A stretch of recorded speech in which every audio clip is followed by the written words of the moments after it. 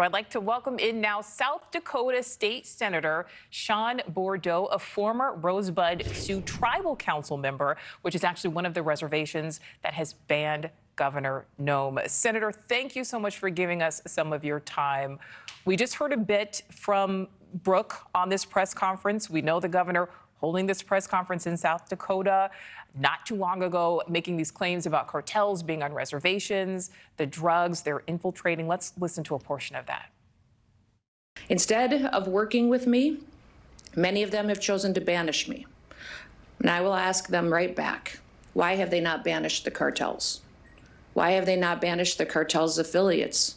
Why have they focused their attention on me, who has only offered them help, and not gone after those who are perpetuating violence against their own people?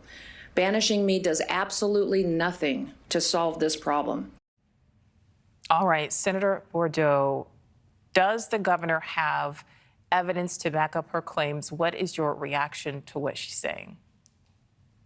She may have some evidence of some activity on the reservations, but not to the degree that she claims. She went way out of bounds in saying this. You know, I was on a tribal council 15 years ago, and we had an agreement with the state of South Dakota. When we do drug busts, we often involve other agencies like other counties, federal marshals. We even have agreements where Nebraska officials, Nebraska, South Dakota, tribal officials all work together, because it'll come out in a newspaper saying there was a big drug bust, and thanks to all these agencies. So when I was there, it was called the Safe Trails Drug Task Force. And Marty Jackley, the AG right now, is the one that set it up. So I don't understand how she acts like she has no idea. She doesn't have the authority. She needs to work with tribes, and she needs to help the tribes, not by taking a little bit of information that she gets and using it against us. That helps her to make her claim, spending millions of South Dakota tax dollars in Texas, putting up that fence, making it look like the work is needed. I barely got off my county road here yesterday. We got a lot of work that needs to be done by the National Guard in our communities in South Dakota. Our reservation isn't owned entirely by Native Americans. There are non-Native Americans who are frustrated that she's not doing more to help us in our rural communities. Just bringing up this talk is only getting her attention.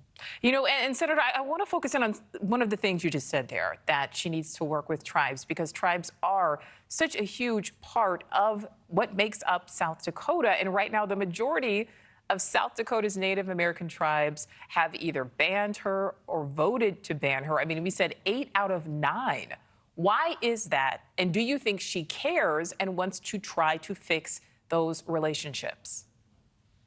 One quick point to reemphasize what we just covered is I was chairman of the State Tribal Relations Committee, and we had Republican senators, non-Indians, who were telling her, and her secretary Flute, who was the former chairman of one of the tribes, they were telling her to come report to our committee, and she refused. She said that's a mean committee. So she has a history of refusing to come to talk to a committee that was mostly made up of non-Native American legislators. So yeah, I'm thankful to the tribes for making a stand against her racist remarks. This shows that the tribal leaders feel that enough is enough. Each tribe is unique and yet took the time to act with unity. So the tribes are coming together and saying, you know, what she's doing is the wrong approach. She needs to approach them like sovereigns. You know, how would she approach the governor of North Dakota? They're not a sovereign, and yet she gives them respect.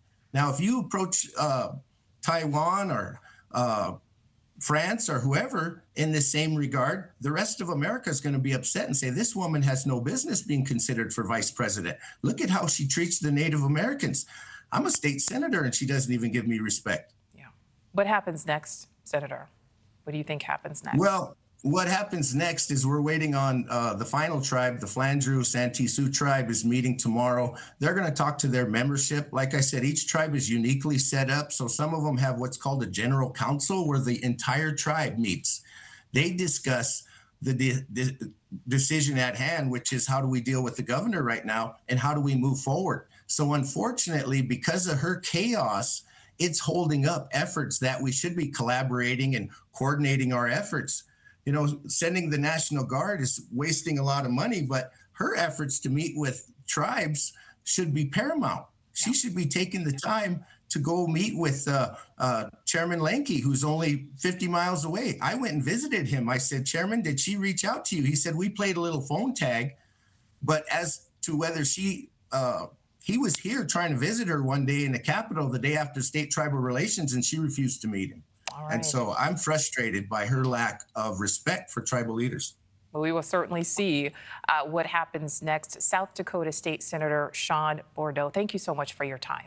Thank you for watching. Go to newsnationnow.com to find News Nation on your television provider. And don't forget to click the red subscribe button below to get more of News Nation's fact-driven, unbiased coverage.